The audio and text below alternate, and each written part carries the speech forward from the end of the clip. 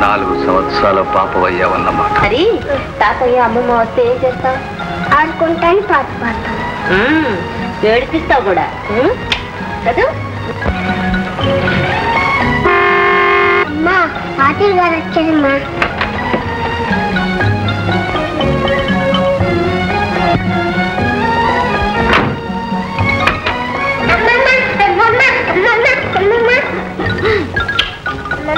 తాతయ్య వచ్చారా? వచ్చారమ్మా. బయట కారు ఉంది, కారులో మీ తాతయ్య కూర్చుని ఉన్నారు. మీ తాతయ్యకి పెద్ద మీసాలుంటాయి. వెళ్ళి చెయ్యి పట్టుకుని రామ్మా. నాన్న లోపలికి రానన్నాడు. నీ ఎంత ఫీష్మెంట్స్ కూర్చున్నారో నీకు తెలుసుగా అమ్మా? తెలుసు. రామ్మా కూర్చో. నువ్వు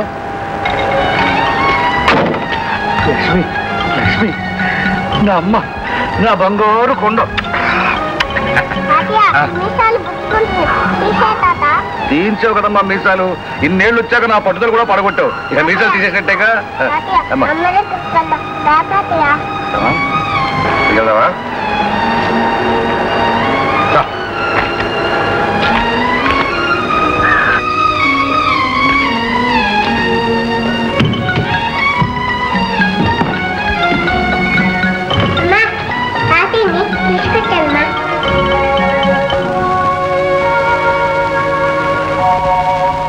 నాన్న, నాన్న, నాన్న. రాధా, ఓడిపోయిన వాడిని చూసి ఎందుకమ్మా తల ఉంచుకుంటావు? ఒక విధంగా నేనే గెలిచాను. నీలో గెలిచిందల్లా నాలో నువ్వు పంచుకున్న మొండితనమే కదా. ఒకవేళ నేను ఓడిపోయాను అనుకున్నా అది మీ మొగుడు పెళ్ళాలకు మాత్రం కాదు. ఇదిగో నా చిట్టి తల్లి, చిట్టి తాతమ్మ, చిట్టి రాధ కదమ్మా. చూడమ్మా, మీ నాన్న 4 ఏళ్లుగా ఎంత దాచుకున్నారు. ఎలా తాతమ్మ, మనం కార్లో అలా అలా వెళదామా? అమ్మతో చెప్పే మరి.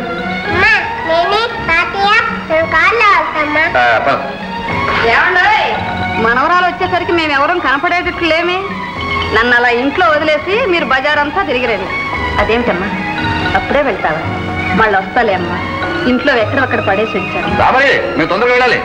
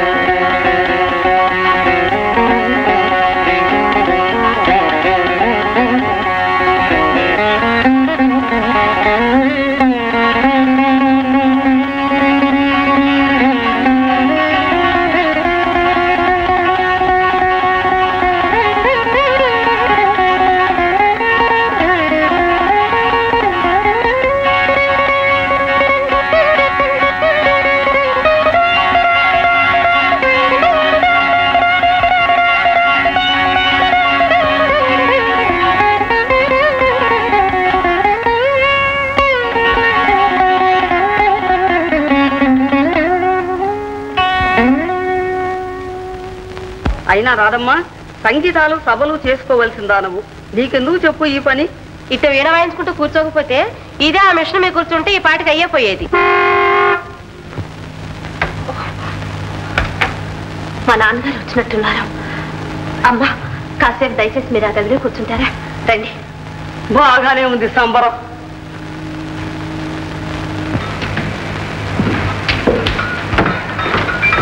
అమ్మా అమ్మా ఎన్ని బొమ్మలు.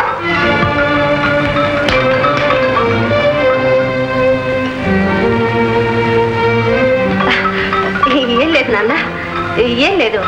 మరే ఊరికి పొద్దు పోక నేర్చుకున్నా నువ్వేం కుట్టిస్తావంట. గంగమ్మ అంత చిన్నతనం అనుకున్నాడు ఈ కూతురు ఎందుకు కుట్టు మిషన్ ఎక్కించావో?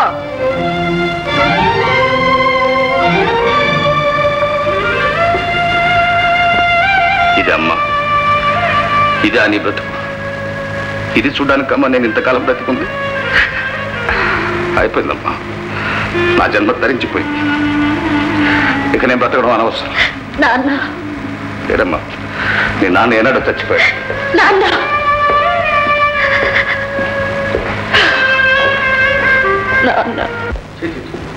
ఎవడా వ్యవహ ప్రేమించి పెళ్లి చేసుకుంటే జీవితాలు ఆనందంగా గడుపుతుందే బ్రహ్మాండంగా గడుపుతుంది. దరిద్రం అష్టదరిద్రం అనుభవిస్తుంది. ఎవరండి? ఎవరది? ఇంకెవరు? నా కూతురు. ఏ రాజకీయం తక్కువండి? చాలా నోరువే. నీ కూతురు అయితే నీకు తెలుస్తుంది. అది సంసారం అంటే అది బ్రతు కానీ ఎందుకని పువ్వుల్లో పెట్టి పెంచింది. ఏమే వాడికి ప్రేమించి పెళ్లి చేసుకోవడానికి అధికారం ఉంటే ఉండొచ్చు, కానీ ఇలా పేదరికంలో నానా బాధలు పెట్టడానికి వాడికి ఏ అధికారం మరి? ఏమిటండి ఇప్పుడు ఏం జరిగింది? ఏమే ఇన్నాళ్ళ నుంచి రోజు వెళ్తున్నావు కదా నువ్వు, నీకు తెలియదు? నా బిడ్డ ఒక్క దినం గడపడం కోసం అడ్డమైన వాళ్ళ గుడ్డ పెళ్లికి గుర్తుందే. వాళ్ళ చేత నాన్న మాటలు అనిపించుకుంటుందే తెలియదా నీకని? నా కర్మ ఇంత బ్రతుకు ఆఖరికి ఇదే. ఇక నేను బ్రతుకు అనవసరం, శుద్ధ అనవసరం.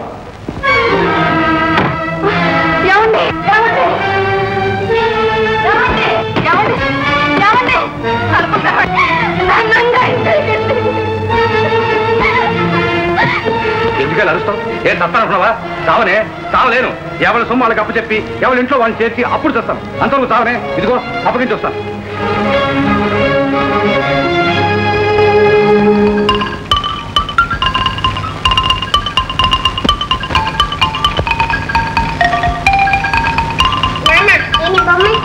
ఎక్కడ అమ్మాయి బొమ్మలు?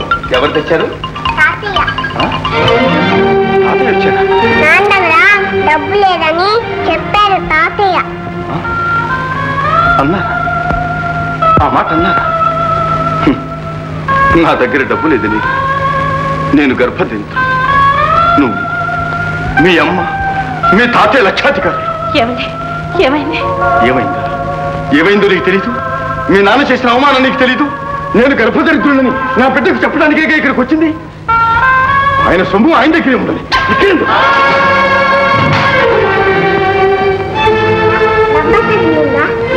పర్వాలేదమ్మా, ఇంతకంటే పెద్ద గాయం ఏనాడో తెలియదు. మరాలా, ఇదిగో వీలునామా. ఇకనైనా నీ ఇంటికి నువ్వు వెళ్ళి నీ ఆస్తి నువ్వు ఆనందంగా అనుభవించు.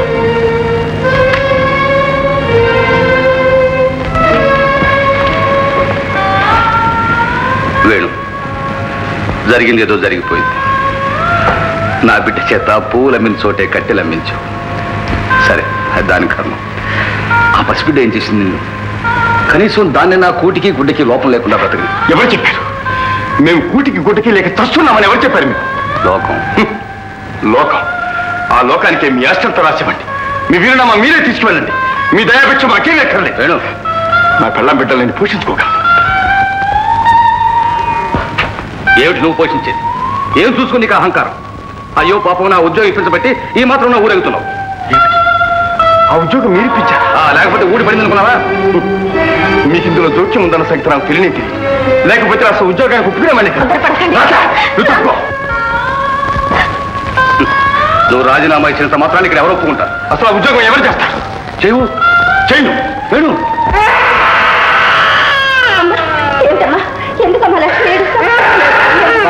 రామ్మా, మన ఇంటి పోదారా. ఇలా రా, నీకే చెప్పండి.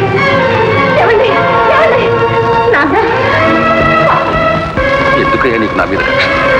టమాటేగా ఓకే, అది మనకున్న టైటిల్. తర్వాత రాధ మీద ఎంత కక్షరా నీకు? ఇంతకాలం కడుపులో పెట్టుకున్నావు అన్నమాట. దాని మూడు ఉద్యోగం లేక పస్తులు పడుకుంటూ ఉంటే చూసి ఆనందం అనుకున్నావా? ఇందుగా చిన్నప్పటి నుంచి పెంచి పోషించింది నేను. మావయ్య మీరు ఈ రాజీనామా అంగీకరిస్తారా లేదా? అంగీకరించను. నా బిడ్డకు నేను ద్రోహం చేయలేను. అంటూనే బ్రహ్మాండంగా ద్రోహం చేస్తున్నారు. వాళ్ళ భవిష్యత్తుకు అడ్డుపడుతున్నారు. పెదవ 200 రూపాయల ఉద్యోగంతో చాలని బ్రతుకు తగ్గిస్తున్నారు. ఆనంద్, మావయ్య మీరు అంగీకరించినా అంగీకరించకపోయినా వేణు వెళ్ళిపోవటం మాత్రం ఖాయం. ఎక్కడికి? విదేశాలకు. బ్రిటన్, అమెరికా, రష్యా, ప్యారిస్ వగైరా వగైరా. ఏమిట్రా నువ్వు కూసేది? కూతలు కాదు మామయ్య. వేణుకు విదేశాల్లో భారతీయ సంగీత విద్యా ప్రదర్శనకు అవకాశాలు లభించాయి, వెళ్తున్నాడు. బహుశా రాధ కూడా వెళ్ళొచ్చు. నాకు తెలుసురా, నాకు తెలుసు. రాధకి జాతకంలో ఫారిన్ టూర్ ఉంది, తప్పకుండా వెళ్తుంది. మరైతే రెసిగ్నేషన్ యాక్సెప్ట్ చేయడం ఏంట్రా? డిస్మిస్ ఆర్డర్ పాస్ చేయిస్తాను. అదే ఇవ్వండి ఇమ్మీడియట్లీ. దీన్నే కీడు లాంటి మేలు అంటారు. Blessing in disguise.